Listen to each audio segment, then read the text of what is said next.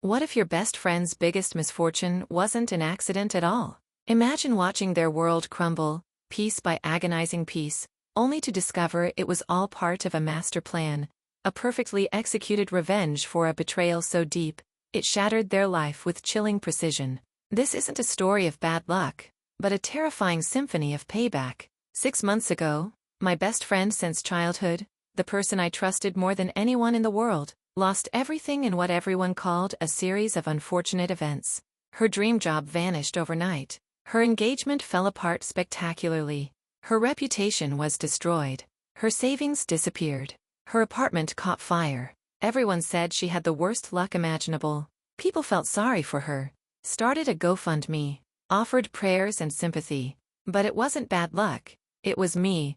Every single accident, every catastrophic coincidence, every moment of her suffering, I orchestrated all of it, methodically, patiently. Over 6 months, I destroyed the life of the person who destroyed mine. And the beautiful part? She still has no idea. She thinks I'm the only friend who stood by her through her terrible misfortune. She cries on my shoulder, thanks me for being there, calls me her rock through this difficult time. If she only knew that her rock was the avalanche that buried her alive. If you're just starting this story, hit that subscribe button right now because what I'm about to tell you is the most calculated, cold-blooded revenge plot you've ever heard, spanning months of planning, involving manipulation, deception, and a betrayal so deep that when you hear what she did to me, you'll understand why I became the monster I am. Tell me in the comments where you're watching from and what time it is there, because this story will make you question everyone you trust. My name is Sarah Mitchell. I'm 31 years old, a graphic designer in Seattle, and the person I destroyed was my best friend of 23 years, Jenna Martinez. We met in 2nd grade, two shy girls who bonded over a shared love of books and a hatred of dodgeball. We were inseparable from that day forward. We shared everything: clothes, secrets, dreams, fears. We went to the same high school, same college, University of Washington. We were each other's maid of honor at our fantasy weddings we planned as teenagers. We promised nothing would ever come between us. Sisters by choice, not by blood, we'd say. For 23 years, that promise held. Through breakups, through family drama, through career struggles, through everything, we had each other's backs. Until 16 months ago, when Jenna betrayed me in a way so devastating, so calculated, so evil, that it broke something fundamental inside me. Let me take you back to that time. 16 months ago, I was engaged to a man named Daniel Cooper. We'd been together for 4 years. He was a software engineer at Amazon, smart, kind, successful. We'd bought a house together in Ballard. We were planning a wedding for the following spring. Everything was perfect. Jenna was happy for me, or so I thought. She'd been single for about a year after a bad breakup, and I'd worried she might feel jealous or left behind. But she insisted she was thrilled for me. "You deserve this, Sarah," she'd say. "Daniel is amazing. You guys are perfect together." She was my maid of honor, of course. She helped with wedding planning, came to dress fittings, organized my bachelorette party. She was also spending a lot of time with Daniel and me. Double dates, dinner parties, game nights. I loved that my best friend and my fiancé got along so well. I was naive. I should have seen the signs. The way Jenna would touch Daniel's arm when she laughed. The way she always dressed up a little extra when she knew he'd be there. The way she'd text him funny memes that weren't that funny. But I trusted her. I trusted them both. The truth came out in the cruelest possible way. I was at work, about to leave for the day, when my phone buzzed with a text from a number I didn't recognize. The message was simple. "You should know what your best friend and your fiancé are doing. Check the security camera footage from your home office. Today at 2 p.m. My stomach dropped. It had to be a prank. Or spam. But I checked anyway. We had a security camera in the home office. Daniel had installed it after a rash of neighborhood burglaries. The footage saved to the cloud. I pulled up the app, scrolled to 2 p.m. that afternoon, and I watched my world end. Daniel and Jenna, in my home office, on the couch I'd picked out, kissing, then more than kissing. I watched for 30 seconds before I had to close the app. I ran to the bathroom and vomited. When I could breathe again, I checked the footage history. This wasn't the first time. They'd been meeting at my house, for the past 3 months. Every time I was at work, sometimes twice a week. 3 months. While Jenna helped me plan my wedding. while she pretended to be my best friend. While Daniel pretended to love me, I scrolled further back, found the first time, 4 months ago. They'd started this affair while Daniel and I were engaged, while I was showing Jenna wedding dress photos, while I was trusting both of them with my entire heart. I drove home. Both of their cars were still there. I walked in quietly, and I heard them. Upstairs, in the guest bedroom this time. I walked up the stairs, opened the door. They were naked, tangled together, in the bed where Jenna had slept when she'd stayed over for girls' nights. Sarah, Daniel jumped up. Jenna grabbed the sheet, her face a mix of shock and something else. Something that looked almost like satisfaction? Like she'd wanted to be caught? I didn't scream, didn't cry. I just stood there, looking at the two people I'd trusted most in the world. How long? My voice was eerily calm. Sarah, please, let me explain, Jenna started. How long? 4 months, Daniel admitted. Sarah, I'm so sorry. It just happened. We didn't mean for it to. Get out. Both of you. Now. Sarah, please, we need to talk about this. Get out. They left, scrambling for clothes, making excuses I didn't hear. Within 10 minutes, they were gone. I sat on the guest bed, the bed where they'd betrayed me, and I finally cried. Gut-wrenching sobs that came from somewhere deep inside me. My fiancé, my best friend, together, for months, in my own house. The next few weeks were a nightmare. I called off the wedding, kicked Daniel out. The house was in my name only. Told my family what happened, told our mutual friends. The reactions varied. Some people were appropriately horrified. Some thought I should try to work it out with Daniel. I blocked those people immediately. Some quietly sided with Jenna. It must have been true love if they risked your friendship. True love. They called betrayal true love. Daniel tried to apologize. Sent flowers, texts, emails. It was a mistake. I love you. Please let me explain. But Jenna? Jenna doubled down. 2 weeks after I caught them, she sent me a long text message. Not an apology. A justification. Sarah, I know you're hurt, but you need to understand something. Daniel and I fell in love. Real love. The kind of connection you can't fight. Yes, the timing was bad, but you can't help who you love. And honestly, Daniel and I make more sense than you two ever did. We have more in common.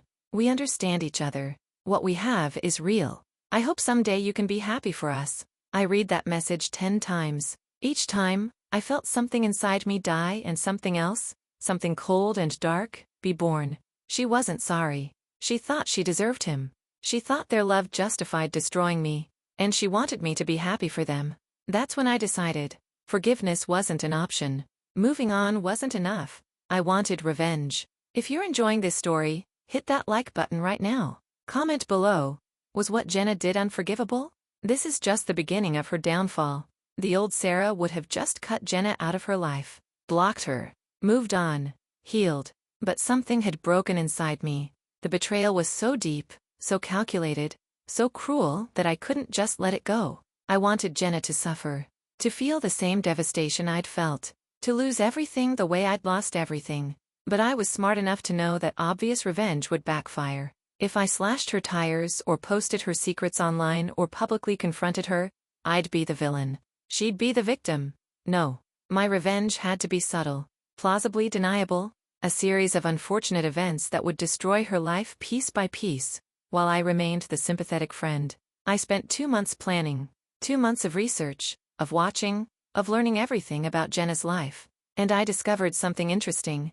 Jenna's life looked perfect on the surface, but it was actually quite fragile, built on lies and shortcuts and luck. One push in the right place and the whole structure would collapse. Here's what I learned. Her job. Jenna worked as a marketing manager at a mid-sized tech startup called Bright Path Solutions. She made good money, $95,000 a year, and had been there for 3 years. But I discovered through careful social engineering that she'd lied on her resume. She claimed to have a master's degree from Boston University. She didn't. She'd attended for 1 semester, then dropped out and never told anyone. Her relationship. After I kicked Daniel out, he and Jenna officially got together. They moved in together quickly. Too quickly. I watched their social media, from fake accounts. They posted cute couple photos, but I could see the cracks. They fought. Often. In the comments on their posts, You could see the passive-aggressive digs. Her finances. Jenna lived beyond her means. Designer clothes, expensive brunches, regular spa days. She had credit card debt. I found this out through a former mutual friend who worked at a bank and still liked me better than Jenna. About $30,000 in debt. Her apartment. She rented a nice place in Capitol Hill. Month-to-month lease after her year was up. Could barely afford it but loved the address. Her reputation.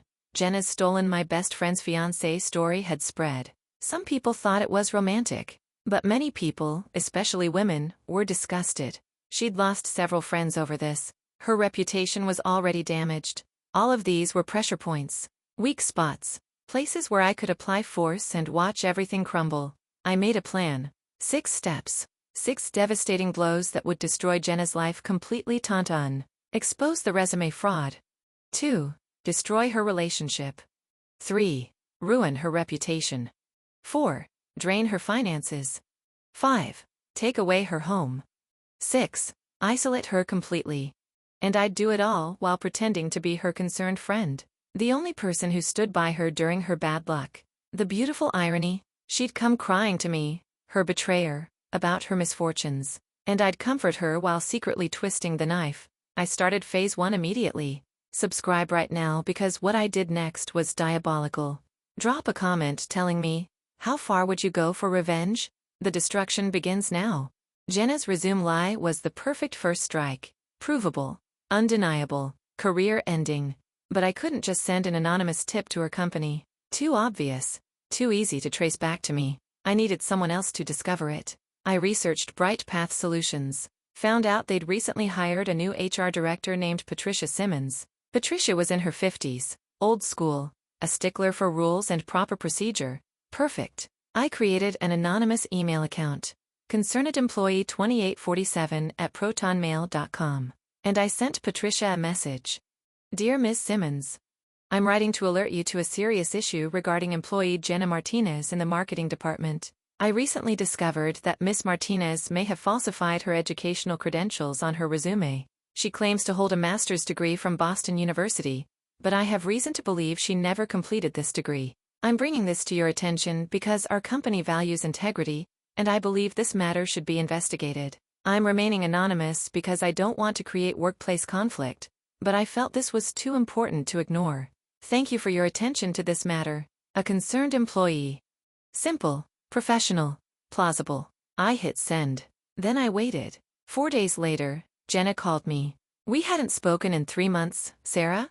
It's Jenna. Hi. I kept my voice neutral. Cold but not hostile. I know we haven't talked, and I know you probably don't want to hear from me, but I'm calling because I don't know who else to talk to. Hook, line, sinker. What's wrong? It's my job. HR called me in today.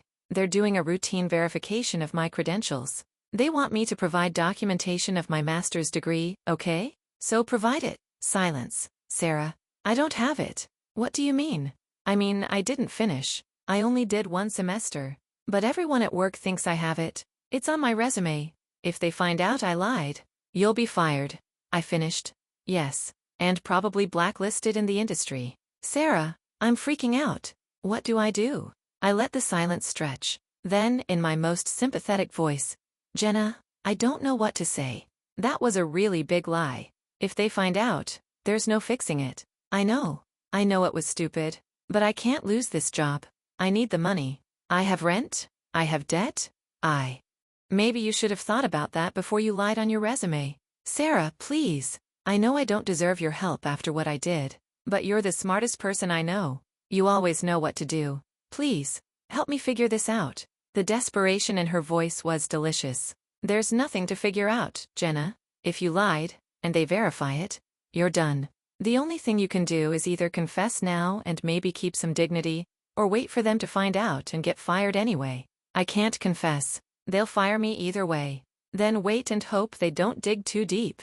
But of course, they did dig, because I made sure of it. 2 days later, I sent another anonymous email to Patricia with a helpful tip. Boston University has a verification service for employers. You can call them directly to confirm Ms. Martinez's degree status. Patricia called. Boston University confirmed, Jenna Martinez had attended for one semester in 2014 and never completed a degree. Jenna was fired 3 days later. She called me sobbing. They fired me. They found out. Someone must have reported me. Who would do that? Who even knew? I'm so sorry, Jenna. That's terrible. I injected just the right amount of sympathy into my voice. I don't know what I'm going to do. I needed that job. I have so many bills. And now I'm going to have to explain to future employers why I was fired. My career is over. Maybe not. Maybe you can find something else. Start over. Who's going to hire me after this? I'll have to tell them I was fired. They'll ask why. I'll have to admit I lied. I'm blacklisted, Sarah. My entire career, gone. I'm really sorry you're going through this. Thank you for being there for me. I know I don't deserve it after what I did to you. But you're the only person who's been there for me. Daniel doesn't even. He doesn't understand how serious this is. Oh, Daniel. He was next. Tell me in the comments. Is this justice or going too far? Hit subscribe because Phase 2 destroys her relationship. With Jenna now unemployed and spiraling, I moved to Phase 2, destroying the relationship she'd betrayed me for. Daniel and Jenna's relationship was already unstable, built on betrayal and lust, not on actual compatibility. They fought constantly. I knew this because Jenna had started confiding in me again, seeing me as her only remaining friend. Daniel's been so distant lately, she told me over coffee one afternoon. I lost my job, and instead of being supportive, he's been critical, telling me I should have been smarter, that I brought this on myself. That's harsh, I said, stirring my latte, and he's been working late a lot. I'm probably being paranoid, but I worry he's losing interest in me. She was right to worry, but not because Daniel was losing interest naturally, because I was helping that process along. I'd never blocked Daniel completely. I'd kept one line of communication open. Email, professional, cold, but open. 3 weeks after Jenna lost her job, I sent Daniel a message. Daniel, I know we haven't spoken since everything happened. I'm not writing to rekindle anything or to blame you. I've been working through my own healing. But I wanted to tell you something I heard, because I think you deserve to know. A mutual friend told me that Jenna has been lying to you. About me. She's been telling people that I was a terrible girlfriend to you. That our relationship was already failing. That she rescued you from an unhappy situation. She's rewriting history to make herself look better. I don't know if this matters to you, but I thought you should know that the woman you're with is still lying and manipulating to protect her image. I hope you're doing well, Sarah. I attached screenshots of text messages, real ones, but taken out of context, where Jenna had made comments about my relationship with Daniel before the affair. Things like Daniel seems unhappy lately and I don't think Sarah appreciates him. The seed of doubt was planted. Daniel replied within an hour. Sarah, thank you for telling me this. I had no idea she was saying those things. Can we talk? Just to clear the air about what happened? Perfect. We met for coffee. I played it perfectly. Hurt but healing, mature but still wounded. I didn't badmouth Jenna directly. I just answered his questions honestly. Did Jenna ever say she was interested in you? Before the affair started? Yes. About 6 months before I caught you. She made a comment about finding you attractive. I laughed it off. I trusted her. Did she ever try to make you doubt me? Sometimes. Little comments. Daniel works so much, you must feel neglected. Does Daniel ever make time for just you? I thought she was being a concerned friend. I watched Daniel's face as the pieces clicked into place. He was realizing he'd been manipulated. That Jenna hadn't just fallen in love with him. She'd actively pursued him, undermined his relationship, calculated the whole thing. She played me, he said quietly. She played both of us. I'm sorry, Sarah. For everything. I was weak and stupid and I appreciate that. But Daniel, you need to be honest with yourself about who Jenna really is. She's not the person you think she is. He went home that night and confronted Jenna. I know because she called me afterward, hysterical. Daniel and I had a huge fight. He said I manipulated him, that I planned the whole affair, that I turned him against you deliberately. Did you? I asked innocently. No. I mean, maybe I had feelings for him before, but I didn't plan anything. It just happened. Jenna, if you had feelings for him while he was engaged to me, and you acted on those feelings, that's not just happening. That's a choice. You're taking his side? I'm not taking anyone's side. I'm just pointing out facts. She hung up on me. Over the next 2 weeks, I sent Daniel occasional texts. Nothing romantic. Just friendly check-ins. How are you doing? Hope work is going well. And each time, Jenna saw them. Because I knew she went through his phone. She'd admitted it to me once, laughing about how all couples do it. The texts drove her crazy. She accused Daniel of trying to get back together with me. They fought more. Loudly. Their neighbors complained. 1 month after Jenna lost her job, Daniel broke up with her. She called me sobbing. He left me. He said he can't trust me anymore. That he thinks I'm manipulative. That being with me reminds him of how he destroyed his relationship with you. I'm so sorry, Jenna. Breakups are hard. I don't know what to do. I don't have a job. Now I don't have Daniel. I'm all alone. You have me. I lied. I'm here for you. And she believed me. Because she was desperate. Because I was all she had left. 2 down. 4 to go. Subscribe and hit that like button. Tell me in the comments. Is this revenge or justice? Phase 3 will destroy her reputation completely. With Jenna jobless and single, she was vulnerable, desperate. And desperation makes people sloppy. For Phase 3, I needed to destroy what was left of her reputation. Make sure everyone in our social circle knew exactly who she really was. But I couldn't do it directly. It had to seem organic, natural. I started with social media. I'd saved everything. Screenshots of Jenna's old posts where she'd talked about integrity and loyalty and being a good friend. Screenshots of her liking my engagement posts, commenting about how perfect Daniel and I were together. Screenshots of her being my maid of honor. I created a simple website using a free hosting service. It was titled A Timeline of Betrayal. No names mentioned directly, but anyone who knew us would recognize the story. The website laid out the entire timeline. Jenna becoming close to Daniel and me. Her enthusiastic support of our engagement. Screenshots of her friendship posts. Security camera timestamps, without actual footage, just the log of when she'd been at my house, the date I discovered the affair. Jenna's text message telling me to be happy for them. At the end, a simple question, is this what friendship looks like? I didn't send the link to anyone directly. Instead, I posted it on Reddit, in a relationship advice forum. My best friend had an affair with my fiancé, then told me to be happy for them. Here's the whole story. The post went viral. 150,000 views in 2 days. Thousands of comments calling Jenna, who remained anonymous in the post, every name imaginable. And because the internet is small, someone from our social circle saw it, recognized the story, and shared it in our friend group chat. Suddenly, everyone who'd been on the fence about Jenna made up their minds. The people who'd tried to stay neutral couldn't anymore. The evidence was too clear. Jenna found out when mutual friends started unfriending her on Facebook, uninviting her from group events, going silent when she reached out. Why is everyone avoiding me? She asked me on the phone. I don't know. Have you done something to upset people?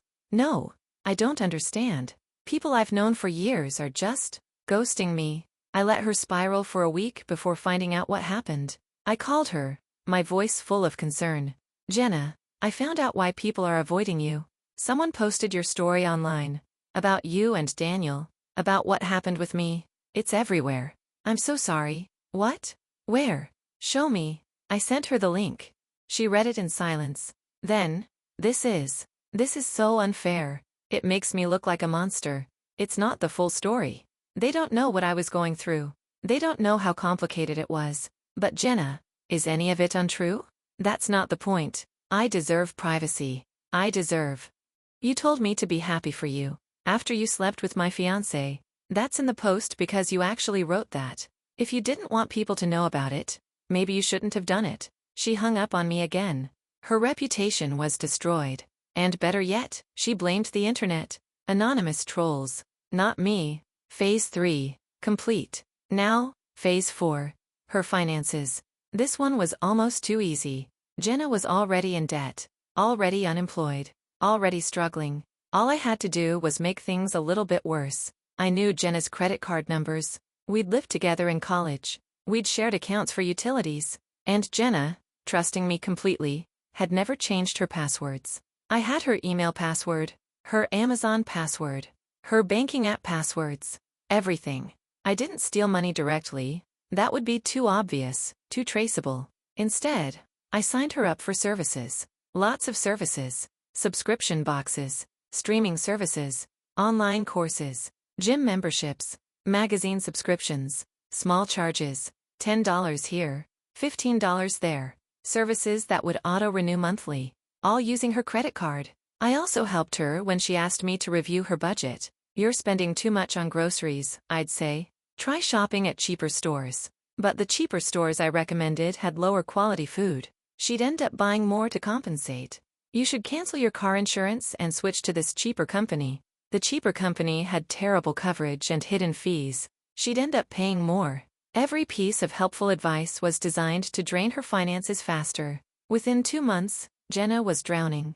Her credit cards were maxed out. She'd overdrafted her checking account twice. She was behind on her car payment. I don't understand, she told me over coffee. I'm being so careful with money, but it's like there's never enough. I feel like I'm cursed. Maybe you're just bad at budgeting? No, I swear. I track everything, but these charges keep appearing. Subscriptions I don't remember signing up for. Maybe you signed up and forgot. You've been stressed. That can affect memory. Maybe. I don't know. I just feel like everything is falling apart. It was. Piece by piece. Just like I'd planned. Tell me in the comments. How far is too far? Hit subscribe because Phase 5 takes away her home. Jenna's financial struggles made Phase 5 almost inevitable. She couldn't pay rent. But I wanted to speed up the process. Make it more devastating. Jenna lived in a nice apartment building in Capitol Hill. Month-to-month lease. The landlord, I learned through some strategic research, was a property management company that owned several buildings. I became very interested in that building. I called the property management company inquiring about units. I'm looking to rent. And I heard you have a building on Capitol Hill? On 15th Avenue? Yes, we do. Would you like to schedule a viewing? Actually, I'm interested in the whole building. I'm a real estate investor. Is the property for sale? It wasn't. But my question got me connected to the owner, a man named Robert Chen. No relation to me, despite the last name. Robert and I met for coffee. I pitched myself as a potential investor. Young woman, smart, looking to diversify my portfolio. We built a report. During one of our conversations, I mentioned casually, I noticed in your building on 15th, there've been some noise complaints filed. Are those common? How did you know about that? Public records. I do my research. I smiled. The truth was, I'd filed the noise complaints myself. Anonymously, repeatedly, claiming that apartment 304, Jenna's apartment, was the source of loud parties, shouting, disruptive behavior. Yeah, that's been an issue, Robert admitted. We've had to warn the tenant multiple times. That's concerning for property value. Problem tenants can really hurt your reputation. I filed 3 more complaints over the next 2 weeks. I also called city code enforcement and reported suspected illegal subletting at Jenna's address. They investigated. They found nothing. But the investigation created a paper trail that made Jenna look suspicious. Then I made an anonymous call to the building management claiming I'd seen drug activity outside Jenna's apartment. Again, nothing illegal was happening. But the report created more documentation of problems associated with her unit. Robert called Jenna in for a meeting, told her that due to the multiple complaints and concerns about her tenancy, they were choosing not to renew her month-to-month lease. She had 30 days to move out. Jenna called me in tears. They're kicking me out. They say there've been complaints about noise and suspicious activity. But I don't do anything. I barely leave my apartment. I don't understand what's happening. That's terrible. Do they have evidence of these complaints? They said there've been multiple reports. But I don't know who made them or when. They won't give me details. Can you fight it? With what money? I can barely afford rent as it is. I definitely can't afford a lawyer. And even if I could, where would I live during the fight? I don't have money for a new place. I don't have a job. I'm drowning, Sarah. I'm actually drowning. You could move in with someone? Just temporarily? Who? I don't have any friends anymore. Everyone hates me because of that stupid internet post. My family lives across the country. And Daniel won't even take my calls. I let the silence hang. She was waiting for me to offer to let her stay with me. But I didn't. That would be too much. Too obvious. I wish I could help, but my place is too small. Just a 1-bedroom. Barely enough room for me. I know. I wasn't asking. I don't know what I'm going to do. You'll figure it out. You always do. But she didn't figure it out. The 30 days passed. Jenna couldn't find a new apartment. No income, bad credit, no references. She ended up moving into an extended stay motel on Aurora Avenue, the kind of place with weekly rates and questionable clientele. From a nice apartment in Capitol Hill to a motel room that cost half her unemployment check. Phase 5, complete. One more phase to go. Subscribe right now because the final phase is the cruelest. Comment below. Does Jenna deserve this? The ending will shock you. 6 months after I started my revenge plot, Jenna had lost everything. Her job, her boyfriend, her reputation, her financial stability, her home. The final phase was to make sure she had absolutely no support system left, no one to turn to. Complete isolation. But I had a problem. Jenna still had me. In her mind, I was the one friend who'd stood by her through her bad luck. She trusted me, confided in me, saw me as her lifeline. I needed to take that away too. But I couldn't just disappear.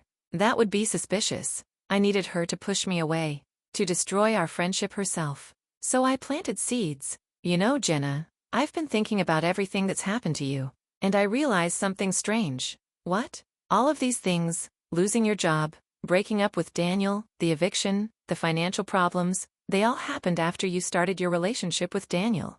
After the affair. So? Don't you think that's weird? Like karma, maybe? I watched her face carefully. She was uncomfortable.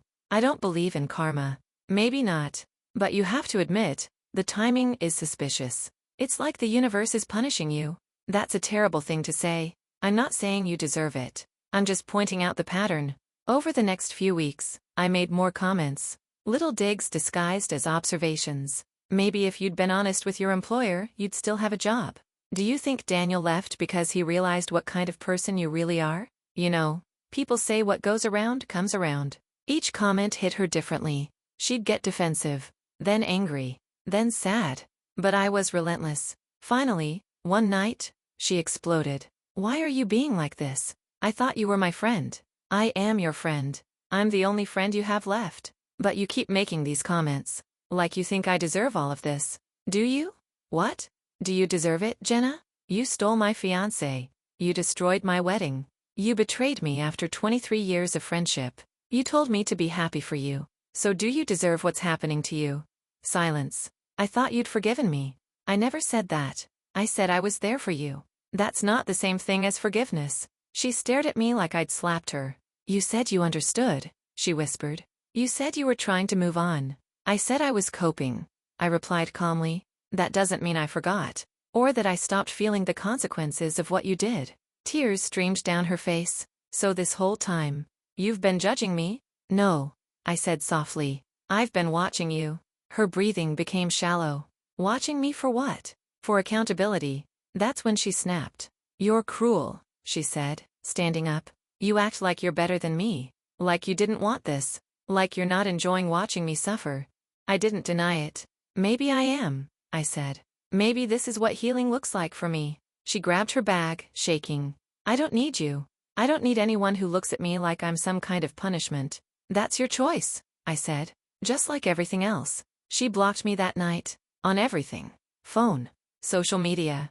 Email. And just like that, Jenna Martinez was completely alone. No job. No partner. No friends. No home. No money. And finally, no me. The last I heard, she moved out of the motel and went back to her parents' house across the country. She tells people she had a rough year. That she was unlucky. That life just kept knocking her down. She still doesn't know that none of it was random. That her worst year wasn't fate. It was consequences planned, executed, finished. And sometimes, the most perfect revenge is letting someone believe it was all their fault. If this story shook you, hit subscribe. If you think revenge is never justified, comment number. If you think some betrayals deserve consequences, comment yes.